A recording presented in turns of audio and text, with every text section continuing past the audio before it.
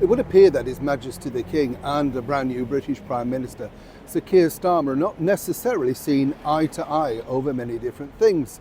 While they may have been all smiles at the recent convention at Blenheim Palace, seemingly things are, well, a little bit different in reality. As ever, let me explain. Morning, how are you? Nice to see you today. By the way, this is Oxford Street deserted. I don't know if you can see all of this. Deserted on a very early morning start today. It's incredible, isn't it? You know, when you look around places, normally I wouldn't be in this area, but I'm literally on my way to another political press conference. You know what it's like. And you have to get there early. Don't you hate early starts? Are you like me? Oh, can't abide them. I mean, I get up early every day, but just to pretend to look interested in certain things, you know what I'm saying? We'll have a quick wave.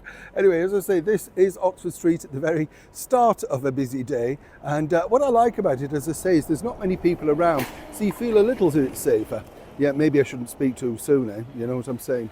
Back as ever, though, to your royal story of the day. It's a real point of contention, this, when you think about it, for the British monarchy, because, of course, you know, what they've had in the last 14 years, some people might say, is a lot of support, you know, in the respect of that the former government, the Conservative government, were very supportive in a lot of their demeanours and stuff like that. Of course, the goods that they do for the British economy, and of course for the British way of life, not just here in the United Kingdom, but across the Commonwealth, and of course the rest of the world, as great ambassadors. It's normally seen or was said that Her Majesty the Queen could placate any difficult situation by a simple phone call or indeed being in her presence, and I think that really is very true. But you see, we have a very different government in power now. One who we told you about openly said that he would prefer something of a republic.